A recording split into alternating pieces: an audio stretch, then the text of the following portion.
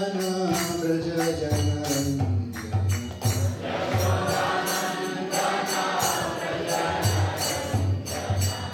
यमुना तीरा यमुना तीरा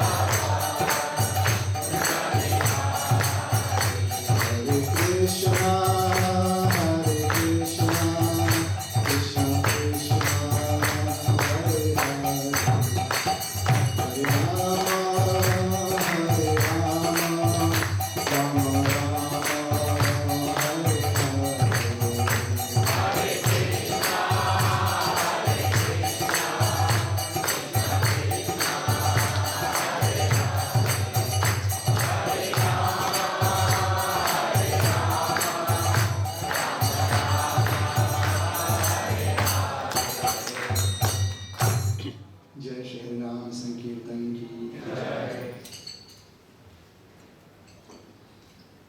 हरे Krishna. I'm very happy to be amongst all of you after many years. Last time, I don't know when I did the service of Saturday evening program. Maybe it was 6-7 years ago or maybe more. At least 2-3 years before COVID. So nice to see all of you. My humble obeisances to all the assembled devotees on this occasion of Nirjala Ekadashi. I was anticipating that there will be very few devotees because it's summer and Nirjala Ekadashi. Devotees would find it difficult to come all the way, especially wanting to conserve energy. But I must say that the center gives a lot of inspiration and it is nourishing all of you that despite such an austere day, all of you have gathered here. Hare Krishna. So we are reading from the Bhagavad Gita, chapter entitled The Opulence of the Absolute, or in Sanskrit it is called as the Vibhuti Yoga. Text number 14. So do we chant the verse like, okay.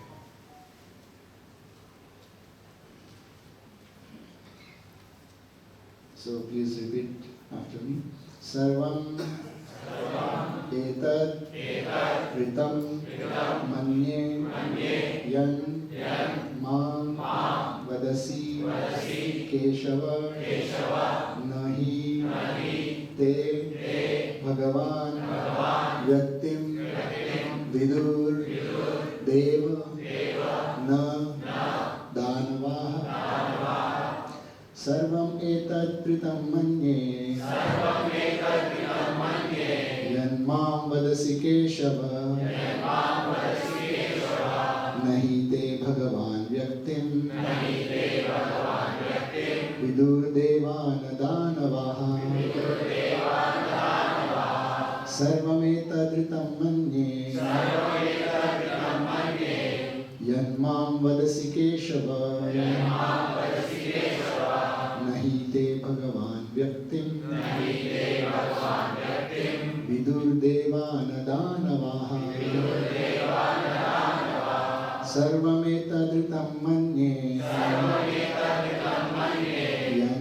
वदसि केशव नहि ते भगवन् व्यक्तिं विदुर्देवान् दानवः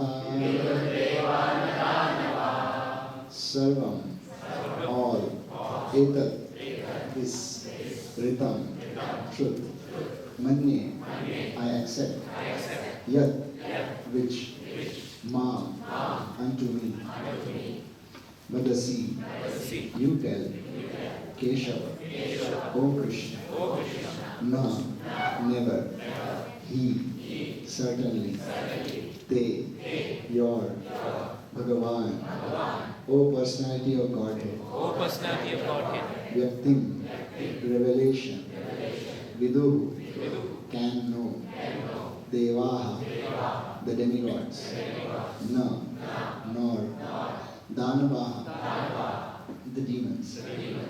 Translation and purport by His Divine Grace A.C. Bhaktivedanta Swami Prabhupada. Srila Prabhupada ki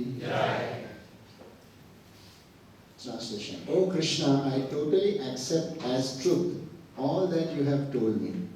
Neither the demigods nor the demons, O Lord, can understand your personality. Purport. Arjun herein confirms that persons of faithless and demoniac nature cannot understand Krishna. He is not known even by the demigods. So what to speak of the so-called scholars of this modern world? By the grace of the Supreme Lord, Arjuna has understood that the supreme truth is Krishna and that he is the perfect one. One should therefore follow the path of Arjuna. He received the authority of Bhagavad Gita. As described in the 4th chapter, the Parampara system of the disciplic succession for the understanding of Bhagavad Gita was lost. And therefore, Krishna re-established that disciplic succession with Arjuna because he considered Arjuna as his intimate friend and a great devotee. Therefore, as stated in our introduction to Gita Upanishad, Bhagavad Gita should be understood in the Parampara system. When the Parampara system was lost, Arjuna was selected to rejuvenate it. The acceptance by Arjuna of all that Krishna says should be emulated. Then we can understand the essence of Bhagavad Gita. And then only can we understand that Krishna is the Supreme Personality of Godhead. Om Ajnanatimirandasya Jnananjana Shalakaya Chakshurunmilitam Yena Tasmai Shri Gurave Namah Shri Chaitanya Manobhisham Sthapitam Yena Bhutale Swayam Rupa Kadamayyam Rasi Swapadantikam Vandeham Shri Guru Shri Yudapadakamalam Shri Guru Vaishnavamsya Shri Rupam Sagrajatam Sahagana Raghunatham Tam Sajivam Savaitam Savadutam Parijanasatam Shri Radha Krishna Padam Sahagana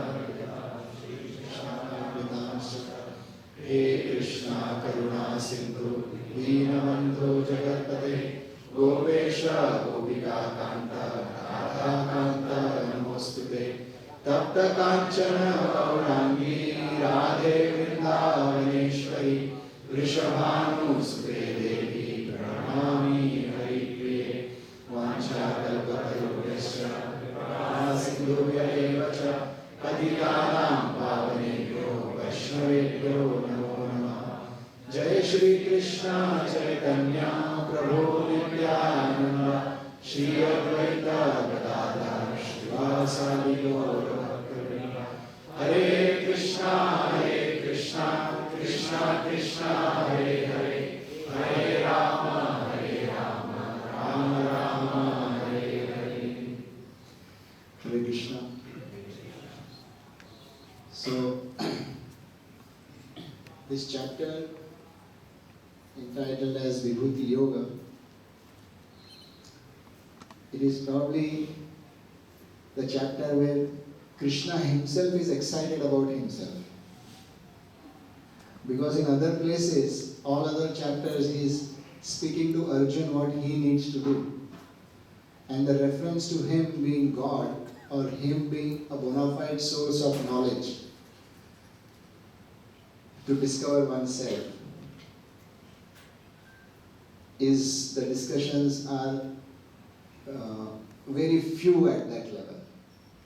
They are largely centered around Arjuna's confusions and his bodily, mental, intellectual and emotional limitations and how to come out of it. Interestingly, Prabhupada in this purport, he refers to the discussion of Gita as Gita Upanishad. Why an emphasis is given as Gita Upanishad? So, Bhagavad Gita is part of the Mahabharata, which is considered an itihas literature. Amongst the, just like we have seniority of people, so in the seniority of scriptures, or the authenticity of scriptures, or the authority rather, of the scriptures, the Vedas and Upanishads are considered as primary, as Shrutis. The Puranas are considered secondary to that, classified as Smritis. And then below that come the Itihas, Ramayana and Mahabharata. This is because most people cannot understand the concept of Upanishad by themselves. They need lot of mundane or material references. I'll give you an example. When you see a phone, let's say you have an iPhone or Samsung, some advanced phone. An ordinary person is going to see the features. How is the touch screen? What are the apps? How is the looks? And so on.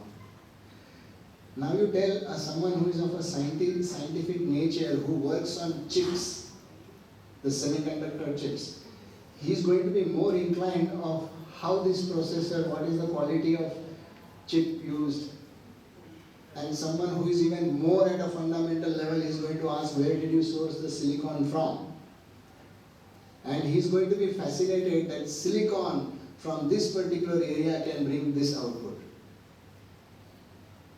So, when you want to describe just an ordinary object like a phone to someone who is technically smart, you have to use all these technical things.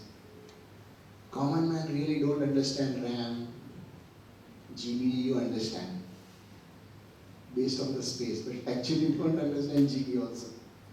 Because most people don't understand what is a byte and so on. Anyways. So Upanishads are something like that. They'll speak hardcore principles, Siddhanta. And to interpret that, you need some support, and therefore Puranas help in that through various stories and so on. So it is one principle which expands into a whole chapter or many chapters. It is highlighting only one principle. Like Bhagavad Gita, the whole Upanishad, let's say, anyways. So, I'll come to that point later. So, although Bhagavad Gita is part of itihas, like Ramayana and Mahabharata are considered as itihas, means literatures for ordinary people. Rishis and Munis, they really don't need to study Ramayana and Mahabharata, because they are like scientists. They know that this principle can be interpreted in so many ways, applied in so many ways, and so many stories can be derived out of it. So Bhagavad Gita coming as itihas could be considered as something which is for very layman. And because that should not be the conclusion, therefore Shankaracharya and others, they consider Gita as an Upanishad. That's something which is of a very high grade discussion, although it is amidst some family politics of Pandavas and all the mess which is shown in Mahabharata. Because these 700 verses are of the nature of high level principles. And essentially Bhagavad Gita is highlighting Brahman and Atma in the 700 verses. These are the two aspects which are heavily discussed. Anyways, so Krishna, and then just to make ordinary people or even great people who would misunderstand this discussion coming in the Mahabharata as discussion for those who are totally submerged in lust, greed, anger and envy. That should not be misunderstood that way. And therefore, Bhagavad Gita ends. Every chapter starts with yoga. Sankhya Yoga, Karma Yoga, and then this is Vibhuti Yoga like that. And the end of the Bhagavad Gita is Atha Srimad Bhagavad Gita Su Upanishadsu. It is what it is, Brahma Vidyayam. It is a Yoga Shastra. So it is Krishna and Arjun who have forms, but they are discussing a subject which is all pervading beyond form also. Form and beyond form both. Sagun Sakar and Nirgun Nirakar both.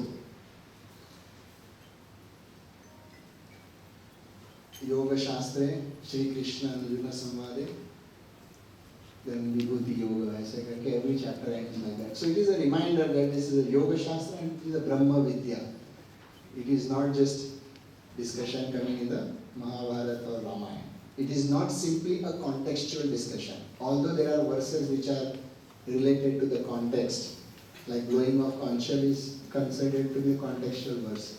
But Atma Gyan, consciousness, and so on, it is beyond context. So this is just a slight, very brief explanation of the word Gita Upanishad, which Prabhupada